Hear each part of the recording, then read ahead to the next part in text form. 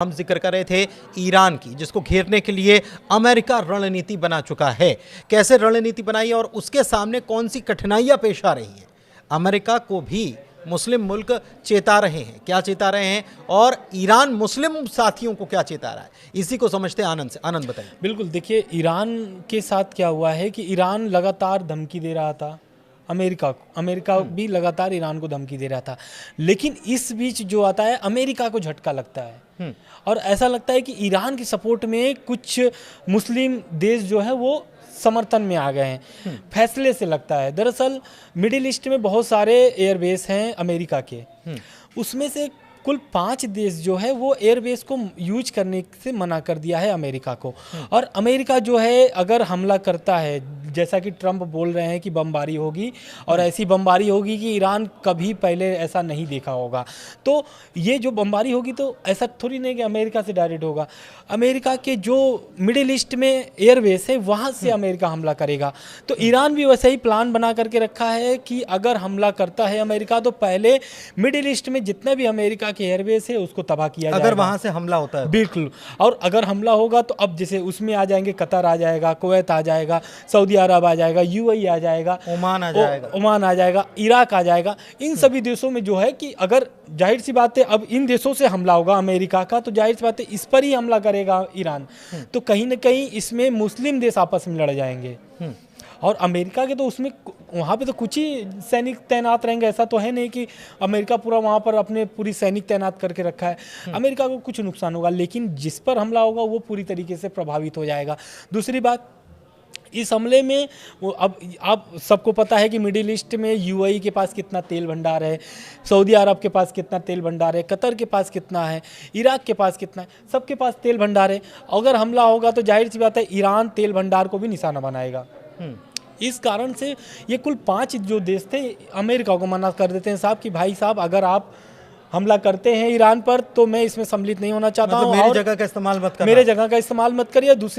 दूसरा कि अगर आप मेरे जगह का इस्तेमाल करेंगे तो कहीं ना कहीं मैं पूरी तरीके से प्रभावित हो जाऊंगा। एक चीज और है, ये हमला करना और वॉर, इसमें फर्क होता है। देखिए आनंद, बिल्कुल ठीक है। और अमेरिका ने कहा है कि हम इतने बम बरसाएंगे तो यानी कि वैसे भी अमेरिका इतनी दूर से ये युद्ध जो है वहाँ लड़ा तो वहाँ नहीं जाएगा। अमेरिका और ईरान के बीच में डायरेक्ट तो लड़ा नहीं जाएगा। इसमें बीच में बहुत सारी जमीन है, है ना। तो ये वहाँ लड़ा जाएगा। इसके अलावा भी कुछ स्ट्रेटेजी के तौर पर कुछ जंगी बेड़े जहाज जो है वो तैयार कर दिए हैं क्या? बिल्कुल, जंगी बेड़े तो देखिए पहले तो आप देख रहे होंगे कि सीज फायर पहले अमेरिका ने कराया था। किससे? हमास से और हिजबुल्ला से, इजराइल का। अब बोल दिए थे ट्रम्प कि हमको युद्ध नहीं चाहिए। लेकिन सीज फायर के बीच में पहले हमला कौन करता है? अमेरिका करता है। किसके ऊपर? हुती विद्रोहियों पर। क्योंकि ईरान का जो सबसे बढ़िया पकड़ है वो हुती विद्रोहियों के साथ है रेड सी में। और वहीं से बिजनेस नहीं करना, बिजनेस वहीं से। अब अमेरिका को, ईरान को भी पता है कि अमेरिका का रीढ़ कहाँ पर अटका है, मिडिल ईस्ट में, और उस रीढ़ को वो पकड़ लिया है हुती विद्रोहियों के माध्यम से। और लगातार हुती विद्रोही क्या करते हैं? ईरान पर हमला इजराइल पर हमला करते हैं। दूसरा, अमेरिका की जितनी भी जहाज़ें आती हैं उस पर हमला करता है कि उनकी जो व्यापार है वो पूरी तरीके से क्षति हो जाए। और इसी कारण से अमेरिका ने हमला किया था हुती विद्रोहियों पर। और मैं बता दूं कि यमन में लगभग 30% हुती विद्रोहियों का राज चलता है, हुती विद्रोहियों का पकड़ है, और हुती विद्रोहियों एक तरीके से 30% कब्जा है यमन पर। तो इसलिए हुती विद्रोहियों को इतना जल्दी हटाना बहुत मुश्किल है अमेरिका के लिए। और लगातार अमेरिका हिजबुल्ला और हमास से बात करने की बात करता है, लेकिन हुती विद्रोहियों से बात नहीं करता है। हुती विद्रोहियों पर सीधे हमला करता है अमेरिका।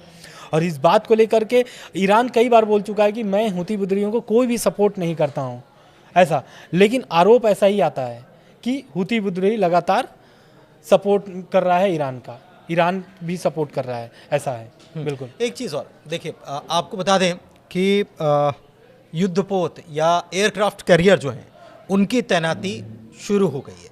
उनकी तैनाती कहाँ? फारस की खाड़ी में 9 अप्रैल को पहुँच रहा है USS कार्ल विंसन।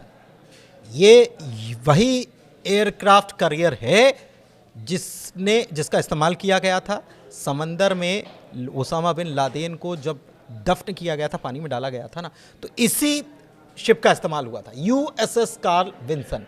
तो ये अहम जानकारी भी है। ये फारस की खाड़ी में 9 तारीख को जा रहा है।